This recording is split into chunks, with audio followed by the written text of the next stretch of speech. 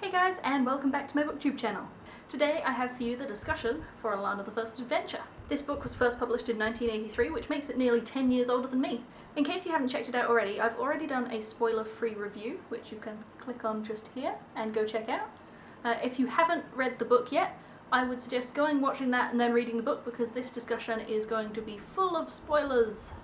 In that review I gave the book 4 out of 5 stars, and now you're going to find out why.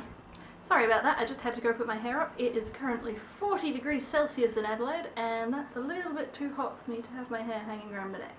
So, as you know if you've read the book, Alanna is our main character, and what do I like about Alanna?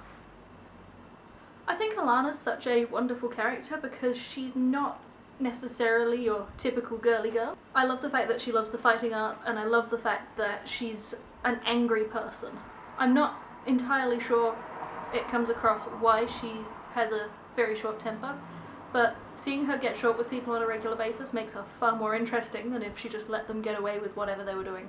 I think her short temper partly comes from the fact that she's trying to conceal who she is and get away with living in a man's world without actually being a man. For those of you that haven't read many Tamora Pierce books, and for those of you that have, I would also recommend going and reading the latest series that Tamora Pierce has released, which is the Provost Dog series. That would be Terrier, Bloodhound and Mastiff. That series is set a little bit further in the past, and you get a really good idea of why Alanna's world is some of the way that it is.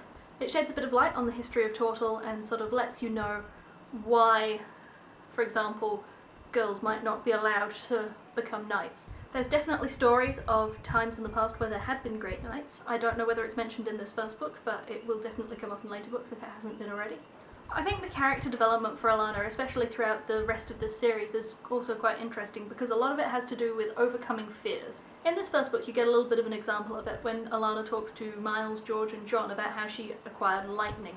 They go on a little about how she accepted death. This theme of overcoming your fears is quite a strong theme throughout the rest of this series. While we're on the subject of Alanna, I'd also like to talk about Tom. I find it quite interesting that he wanted to be a sorcerer instead of being a knight, and that he'd go along with his sister's crazy schemes. He seems quite a reserved character in this first book, sort of trying to keep his head down, trying to get the work done without the masters knowing that he's clever. But you can tell that he's really, really quite intelligent to sort of pick up on the political dynamic that comes across from the story of Roger and the sweating sickness and all those various things. It's hard to talk about the characters without also mentioning Jonathan and George. George is my favourite of these two, so I think I'll start with him. And I love the thief. I love the thief character. I love the sort of cheeky humour. If you've watched my Valentine's video, then you'll know that he's the first character that I really fell in love with. And there's just something about the way that he's written that really appeals to me. It's the cheekiness, you know that he's on a bad side of the law, that he's not necessarily the nicest person that you'll ever meet, because obviously he had to kill someone to get where he was. But at the same time, there's just something about him and the way he's written that draws you to him and makes you want to know sort of what's going through his head. How does he think of all these situations? How much does he really know? I mean, he's got his spy network after all. And I'd love to know really, how much information does he gather? Jonathan, on the other hand, I find a little more sort of aloof and I suppose not as interesting in some ways.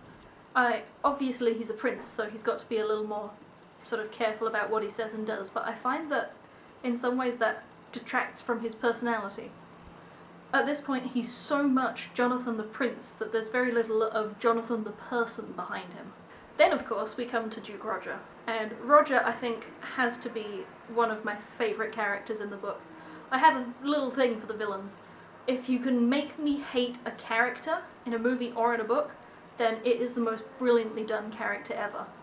If you don't sort of have that aggressive dislike that the character shares of the villain, then something's not quite right with the writing, and I think Tamora Pierce does pretty well on this one.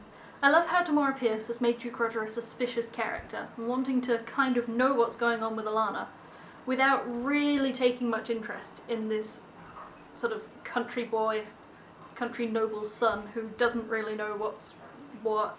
I think one of my favourite bits of the story with Duke Roger has to be the bit at the end where they're sitting by the oasis after they've defeated the Ysandir, and they're talking about Duke Roger, and did Duke Roger really try and send his cousin to his death? And as you get later through the series, you'll understand a bit more of why that's interesting. I actually really enjoy reading through a series of books, or, as I said before, right the way through Tamora Pierce's books, and then going back to some of the first ones, because you sort of read through them again and you go, oh, there's that connection that I didn't realise that was there the first time through. And you'll get a bit of a sense with that with this series, because in some of the later books, and I'm not going to go into them because if you haven't read them I don't want to spoil them for you, but if you read the rest of this series and sort of understand a bit more of what's going on, and mostly the next book, if you read the second book and come back to the first book, you'll have a bit more of an understanding, and if you go over that scene again, it will just be so much different in your mind. I was a little bit disappointed with some of the characterization. For example, Tamora Pierce really went into some depth of Gary's character right at the start. And I suppose as far as Alanna's life is concerned, Gary would have been a major part of her life for that first year when he was showing her around as a page and she was spending all her time with him, going out to see George, with him accompanying her. But he's lost. You get introduced to him, and because the story moves so fast, he just disappears and you sort of lose that connection with him. I feel that if she was going to spend that much time introducing Gary as a character, he should have maybe featured a little more strongly in the later parts of the book. At the same time, she doesn't really introduce Raoul at all, and yet he comes in later in the story and makes quite a sort of feature of himself, and you don't know much about him at all. I know that this book is Tamora Pierce's earliest published work, so I understand that the sort of writing style hasn't been fully developed at this point, but I was a little disappointed looking at it in detail this time about the lack of description on some of the scenes. The plot is beautiful. I love even the fact that the first thing that is mentioned in the book is their father saying that that's the final decision, they can't discuss it, and to get it out of his office. Going in straight into the story like that without paragraphs of description is just one of the most wonderful things, I think, and it really draws me in when I first, well, it was what drew me in when I first read the book. The lack of description throughout the rest of the book, however, makes it sort of a little flat in places. I mean, you get all the action, definitely, but I just feel that I don't know the palace where they're spending all their time. There's no sort of idea about what it looks like, just that it's grand. The same could be said of Persepolis when they go and visit that later on in the book. I think the focus on all the action is great. I just feel like I would have liked a little bit more description of the places that they were in, because I'd like to know what they look like, or maybe a little more detail about Alanna's horse. We know that she was named Moonlight, we know a little bit about her colouring, but that's about it.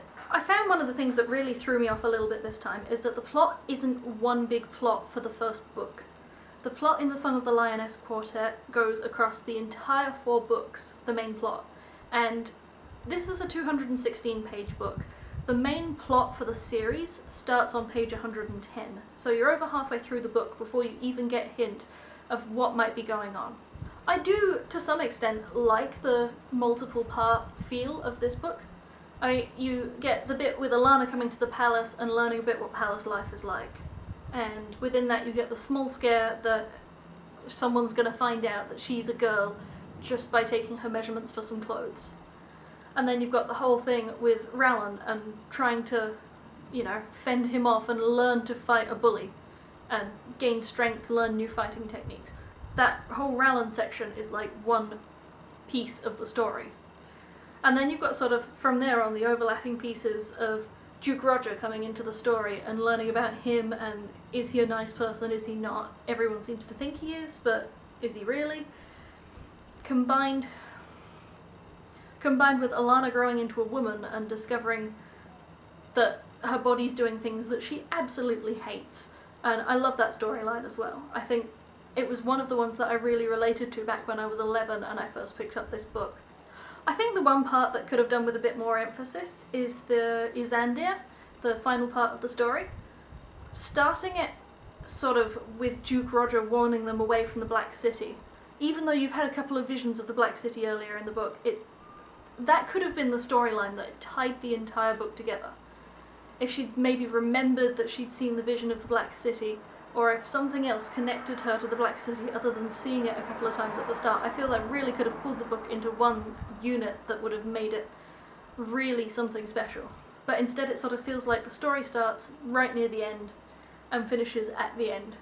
I think that's all I've got to say for this book today, so thanks for joining me here, and I will leave a link down below to the other review if you haven't had a chance to check it out yet.